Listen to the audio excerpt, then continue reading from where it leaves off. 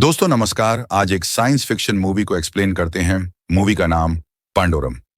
ये कहानी भविष्य की दुनिया की है, जहां पर अर्थ की पॉपुलेशन इतनी ज्यादा बढ़ चुकी है कि अर्थ के लगभग सभी रिसोर्सेज खत्म हो चुके हैं। और अब इंसानों को बचाने के लिए वैज्ञानिकों ने एक बहुत बड़े स्टारशिप को बनाते हैं, जिसका नाम रखते हैं एलिजियम। इसके अंदर वो 60,000 लोगों को हाइपर स्लिप में 123 सालों के लिए एक दूसरे प्लेनेट की तरफ भेजते हैं, जो हूबहू अर्थ की तरह है। वहीं पर जीवन है। और 8 साल के बाद स्टारशिप में क्रू मेंबर जागता है, जो स्टार को पूरी तरह से चेक करता है। 8 सालों के बाद जब क्रू मेंबर जागता है तो उन्हें अर्थ से एक मैसेज आता है कि अर्थ पर ह्यूमन पूरी तरह से खत्म हो चुके हैं। अब तुम ही 60,000 लोग बचे हो। यानी कि स्टारशिप के अंदर जितने भी ह्यूमंस हैं, वो ही इस पूरे ब्रह्मांड में बचे हुए हैं, जो 123 सालों के बाद एक दूसरे प्लेनेट पर पहुंचने वाले हैं। और अब हमें कुछ सालों बाद का वक्त दिखाया जाता है, जहां पर एक स्लीपिंग चैम्बर के अंदर एक आदमी जिसका नाम बोवर है, उसकी नींद खुल जाती है। दरअसल ये एक मैकेनिकल इंजीनियर है, पर उसे कुछ याद नहीं है। इतनी दिन स्पेस में यात्रा करने की वजह से वो अपनी याददाश्त भूल चुका है। वो जोर जोर से चिल्लाता है। फिर जल्दी वो उस चैम्बर से बाहर आकर अपने कपड़े पहनता है, जिसके बाद वो देखता है कि उसके सामने एक और चैम्बर है। उसे खोलने की कोशिश करता है, लेकिन वो नहीं खुलता। जिसके बाद वो दूसरे स्लीपिंग चैम्बर के पास जाता है, जो कि कैप्टन का स्लीपिंग चैम्बर है, जिस पर कैप्टन लिखा होता है, यानी कि ये क्रू मेंबर्स हैं। वो उस पर लोहे की रॉड से जोर जोर से मारता है और तभी बिजली का स्पार्क होता है। अगले पल कैप्टन का चैम्बर खुल जाता है और वो बाहर निकलता है। उसकी हालत भी बहुत ज्यादा खराब होती है। इतने लंबे समय से हाइपर स्लीप में रहने की वजह से इन्हें एमनीसिया हो गया है, यानी कि ये अपनी याददाश्त भूल चुके हैं। और अब ये अपने सिस्टम के पास आते हैं, जहां से मैसेज भेजने की कोशिश करते हैं, लेकिन इसमें इन्हें कामयाबी नहीं मिलती। अब ये देखते हैं कि इन दोनों के हाथों में एक जैसा नंबर लिखा हुआ है, यानी कि ये दोनों एक ही टीम के मेंबर्स हैं। और यहां पर ऐसी बहुत सारी टीमें से हैं। तभी ने ऊपर से कुछ आवाज आती है, जिसके बाद बोवर तय करता है कि वो ऊपर देखने जाएगा कि वहां पर कौन है, जबकि कैप्टन कंप्यूटर पर बैठकर उसे देखेगा। अब बोवर ऊपर की तरफ जाता है, जहां उसे सांस लेने में बहुत तकलीफ होती है। वहां पर वो अपने एक साथी की डेड बॉडी को भी देखता है, जिसे वो डर जाता है और नीचे गिर जाता है, जहां पर बहुत सारे स्लीपिंग चैम्बर्स होते हैं। वहां पर एक लड़की होती है जो एक स्लीपिंग चैम्बर को खोलने की कोशिश कर रही होती है, पर बोवर को देखकर वो भाग जाती है। बोर उसके पीछे भागता है, जिस वजह से वो पेटन की रेंज से दूर चला जाता है। कैप्टन उसे नहीं देख सकता। वही वो लड़की उसके ऊपर पीछे से हमला कर देती है और कहती है कि अपने जूते उतारो। और इससे पहले बोवर कुछ समझ पाता, वहां पर कुछ अजीब से क्रिएचर आते हैं, जिन्हें देखकर वो लड़की भाग जाती है। यहां पर बोवर की टॉर्च चल रही होती है, जिसे वो पैर से मारकर दूर फेंक देता है और खुद भी छुप जाता है। और अब वो क्रिएचर बोवर को ढूंढ रहा है। उसे पता है कि यहां पर कोई इंसान है जिसे वो अपना शिकार बनाना चाहता है। वही पेटन को सिग्नल मिल जाते हैं। वो रेडियो पर उसे आवाज लगाता है, जिस आवाज को वो खतरनाक क्रिएचर सुन लेता है। वो बोवर के ऊपर हमला करता है, लेकिन बोवर किसी तरह से वहां से भागने में कामयाब हो जाता है। अब उसे अपनी पुरानी यादें भी याद आना शुरू हो गई हैं। वो पेटन को बताता है कि हम जिस स्टारशिप के अंदर हैं, इसे वापस जाने के लिए नहीं बनाया गया, बल्कि ये अपनी मंजिल तक पहुंचकर ही रुकेगा। इसमें हमारे अलावा 60,000 लोग हैं। बोवर को यहां पर अपना बचपन याद आता है, जब अर्थ की हालत बहुत ज्यादा खराब थी। तब टीवी में दिखाया जाता है कि एक बहुत बड़े स्टारशिप को बनाया जाएगा, जिसमें 60,000 लोगों को दूसरे प्लेनेट पर भेजा जाएगा। बोवर को अपनी वाइफ भी याद आ जाती है।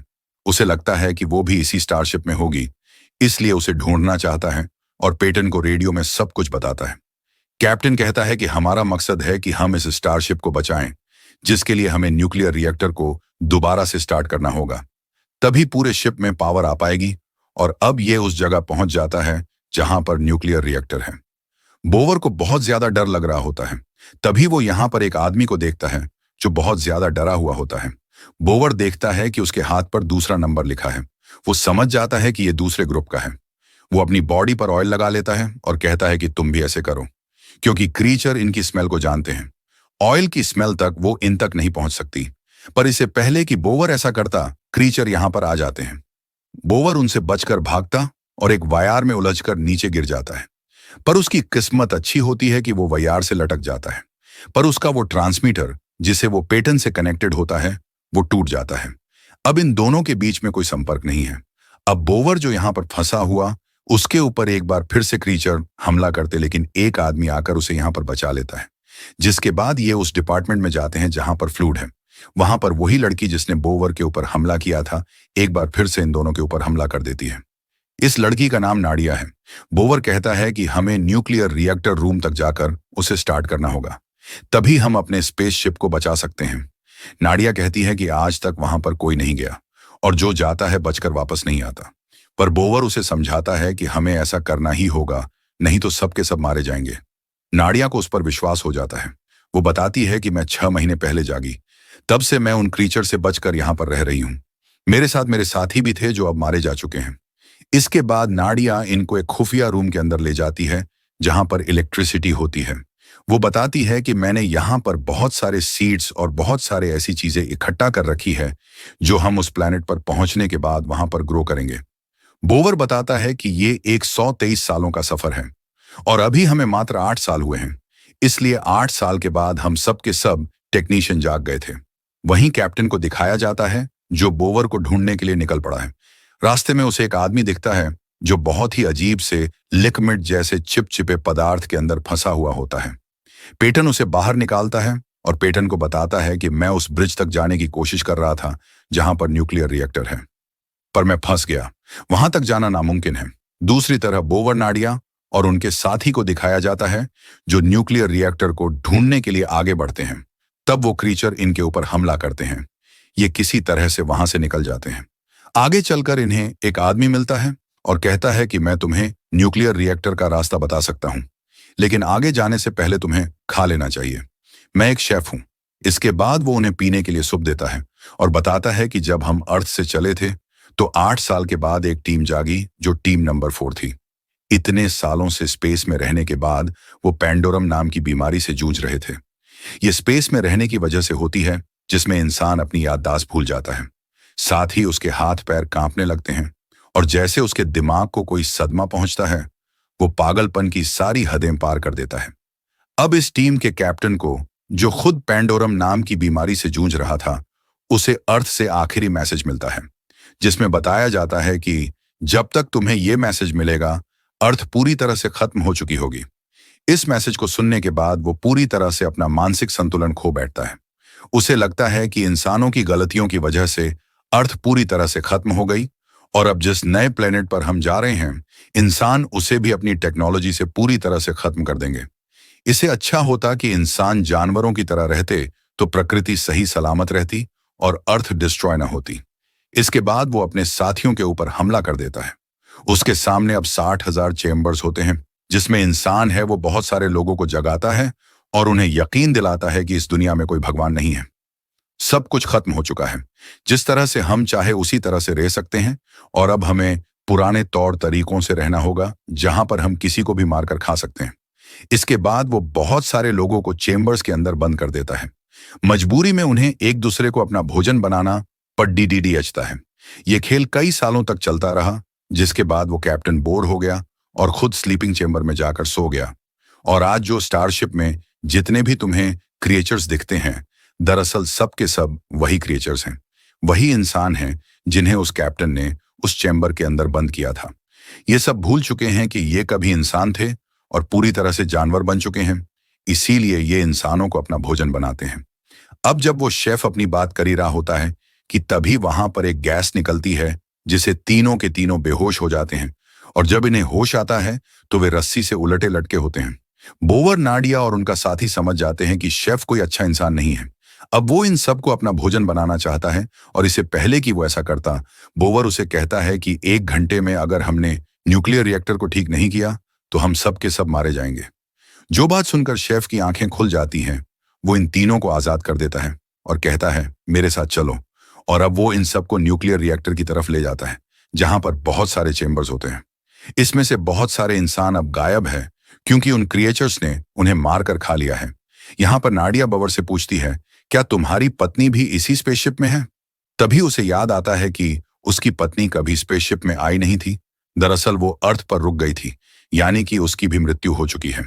यहां पे बोवर को पेटन का पत्नी का चेम्बर दिखता है जो इस वक्त खाली है, यानी कि उसकी मृत्यु हो चुकी है। तभी उसे पेटन के बारे में कुछ याद आता है, जो याद करके वो पूरी तरह से शांत हो जाता है, पर किसी को कुछ नहीं बताता। अब सब के सब आगे बढ़ते हैं, जहां पर ये सब ब्रिज तक पहुंच जाते हैं, जहां पर न्यूक्लियर रिएक्टर है।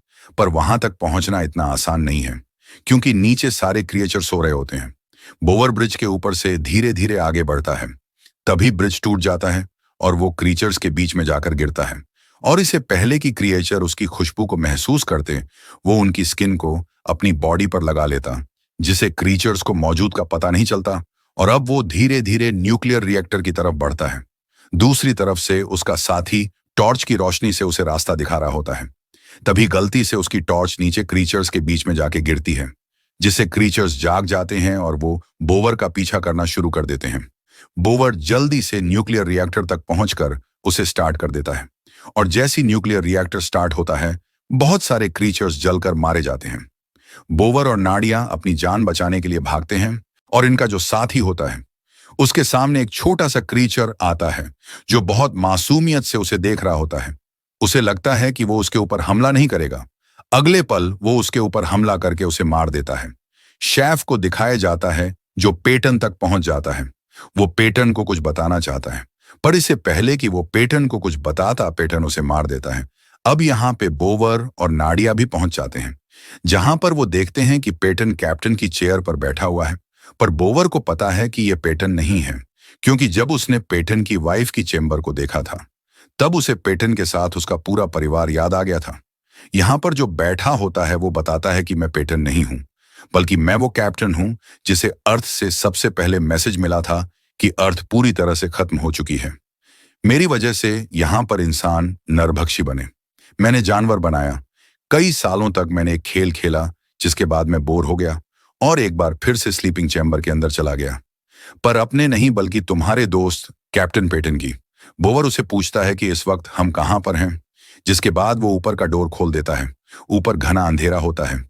बोवर को लगता है कि अंतरिक्ष में सब के सब कहीं खो गए हैं। जिस डर से उसके अंदर भी पेंडोरम के लक्षण आने लगते हैं, वो अपनी सेंसेस को खोने लगता है। कैप्टन उसकी इस चीज का फायदा उठाकर उसे मैनिपुलेट करने की कोशिश करता है, और बोवर अपने आप पर काबू करके उसे धराशायी कर देता है। और तब ये देखते हैं कि ऊपर कुछ जीव हैं। दरअसल इनका स्पेसशिप पानी के अंदर है। ये समझ जाते हैं कि ये उस प्लेनेट पर पहुंच चुके हैं जहां के लिए वो अर्थ से निकले थे। और अब क्योंकि न्यूक्लियर रिएक्टर भी चालू हो चुका है, तो यहाँ के सारे सिस्टम चल गए होते हैं। कंप्यूटर इन्हें कैलकुलेशन करके बताता है कि इन्हें इस स्पेसशिप में 923 साल हो चुके हैं, यानी कि कई सौ साल पहले वो इस ग्रह पर पहुंच चुके थे। और यहाँ पर जो क्रीचर है, वो दरअसल इनके साथी नहीं, बल्कि वो इनके साथियों के वंशज हैं, जो कई सालों से इस तरह से रहने की वजह से पूरी तरह से बदल चुके हैं। उन्होंने इस माहौल में रहना सीख लिया है। ये सारी सच्चाई जानने के बाद बोवर को एक बार फिर से पेंडोरम का दौरा पड़ता है। वो अपनी सेंसेस खो देता है, और इस बात का फायदा उठाकर कैप्टन उसके ऊपर हमला कर देता है। नाड़ियां उसे बचाने के लिए कैप्टन के ऊपर हमला करती है, और अब इनके बीच में जब हाथापाई हो रही होती है, तभी बोवर को हेलुसिनेशन होते हैं कि वो क्रीचर्स आसपास ही हैं, और वो गन चला देता है, जिसे ऊपर का जो ग्लास होता है वो क्रैक हो जाता है, और इससे पहले कि पानी नीचे आता, बोवर नाड़िया को लेकर एक स्लीपिंग चैम्बर के अंदर चला जाता है, और ऊपर से बहुत सारा पानी आता है। जिस पानी से कैप्टन नहीं बच पाता, उसकी पानी में बहकर मृत्यु हो जाती है। साथ ही यहाँ पर जितने भी खूंखार क्रीचर्स होते हैं, वो सब के सब मारे जाते हैं। बोवर अपने स्लीपिंग चैम्बर को इजेक्ट करके पानी की सतह पर आ जाता है, और ये देखते हैं कि ये उस ग्रह पर पहुंच चुके हैं जहां के लिए निकले थे, यानी कि टेनिस ग्रह पर।